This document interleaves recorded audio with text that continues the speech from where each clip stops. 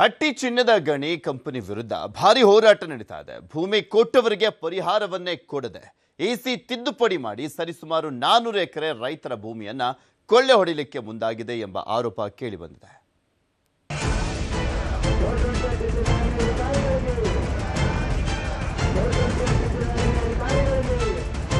ಹಟ್ಟಿ ಚಿನ್ನದ ಗಣಿ ಕಂಪನಿಯು ನಿಯಮಾವಳಿಗಳನ್ನ ಗಾಳಿಗೆ ತೂರಿ ಸುಮಾರು 400 ಎಕರೆ ಭೂಮಿ ಹೊಡೆಯುವ ಹುನ್ನಾರ ಮಾಡಿದೆ ಅಂತ ಗಂಭೀರ ಆರೋಪ ಕೇಳಿಬಂದಿದೆ.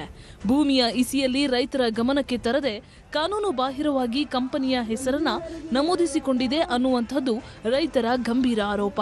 3/7/2020 ನಿಮಗೆ ಸೂಕ್ತ ತೀರ್ಮಾನ ಮಾಡಿ ನಿಮ್ಮ ಎಲ್ಲಾ ಸಮಸ್ಯೆಗೆ ಸೂಕ್ತ ಪರಿಹಾರ ಕೊಡ್ತೀವಿ ಅಂತ ಹೇಳಿದ್ರು ಕೂಡ ಇದುವರೆಗೆ ಯಾವುದೇ ಬರೀ ಬಾಯಿಯಲ್ಲಿ ಮತ್ತು ಪೇಪರ್ದಲ್ಲಿ ಆಗಿದೆ, ಯಾವುದೇ ಕೆಲಸಗಳು ಆಗಿಲ್ಲ.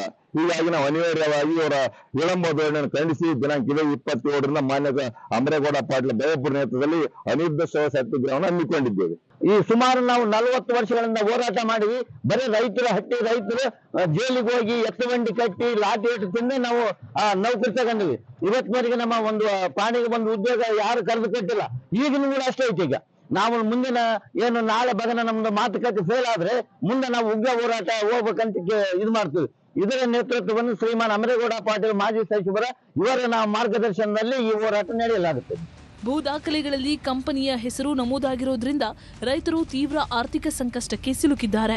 ಬ್ಯಾಂಕುಗಳಲ್ಲಿ ಕೃಷಿ ಸಾಲ ಸೌಲಭ್ಯ ಪಡೆಯಲು ಸಾಧ್ಯವಾಗ್ತಿಲ್ಲ.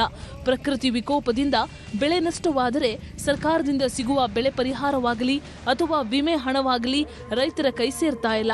ಇದರಿಂದ ಕಂಗೆಟ್ಟಿರುವ ಅನ್ನದಾತರು ಈಗ ಬೀದಿಗೆ ಬಂದಿದ್ದಾರೆ. ಹಾಗಾಗಿ ಭೂ ಹಕ್ಕು ವಂಚಿತ ಹೋರಾಟ ಸಮಿತಿ ನೇತೃತ್ವದಲ್ಲಿ ಕಂಪನಿ ಎದುರು ರೈತರು ಪ್ರತಿಭಟನೆ ಮಾಡ್ತಿದ್ದಾರೆ. 7 ದಿವಸ ಆದ್ರೂ ನಮ್ಗೆ ಅವ್ರ ಕಂಪ್ನಿಯವ್ರು ಬಂದು ಏನು ನಮಗ ಹೇಳಿಲ್ಲ, ಏನು ಸ್ಪಂದಿಸಿಲ್ಲ, ಏನು ಇಲ್ಲಿಗೆ ಬಂದು ನಮ್ಗೆ ಹೆಣ್ಮಕ್ಳಿಗೆ ಮಹಿಳೆಯರ ರೈತರಿಗೆ ಏನು ಅವ್ರಿಗೆ ಇದು ಮಾಡಿಲ್ಲ. ಈಗ ನಾವು ಅವರು ಬಂದು ಏನಾರ ನಮ್ಗೆ ಪರಿಹಾರ ಕೊಡ್ತೀವಿ, ಏನಾರ ಇದು ಮಾಡ್ತೀವಿ, ಲಿಖಿತ ಕೊಡ್ತೀವಿ ಅಂದ್ರೆ ನಾವು ಹೋರಾಟ ತೆಗಿತೀವಿ. ಇಲ್ಲಾಂದ್ರೆ ನಾವು ಹೋರಾಟ ಸದಾ ಉಗ್ರ ಹೋರಾಟ ಮಾಡ್ಬೇಕಾಗ್ತದ, ಸದಾ ಸೂಪರ್ ಸತ್ಯಾಗ್ರಹ ಮಾಡ್ಬೇಕಾಗ್ತದ. ಇಲ್ಲಿದ್ದ ನಮ್ಗೆ ಇದಾಗ್ತದೆ. ನಮ್ಗೆ ಏನಾದ್ರೂ ಸೌಲಭ್ಯ ಕೊಡ್ಬೇಕು, ಅವ್ರು ಬಂದು ಹೇಳ್ಬೇಕು. MD ಅವ್ರು ಬಂದು ನಿಮ್ಮ ಭೂಮಿಯನ್ನು ಅವ್ರು ತಗೊಂಡ್ರ ನಮ್ಮ ಭೂಮಿ ಈಶದಾಗ ಅವ್ರು ಸೇರ್ಸದ. ಕಂಪನಿ ಮತ್ತು ರೈತರ ನಡುವಿನ ಈ ವಿವಾದ ಬಗೆಹರಿಸಲು ಕಂಪನಿ ನಡೆಸಿದ ಸಂಧಾನ ವಿಫಲವಾಗಿದೆ. ಇದೀಗ ಜಿಲ್ಲಾಧಿಕಾರಿಗಳ ಅಂಗಳಕ್ಕೆ ವಿಚಾರ ತಲುಪಿದೆ.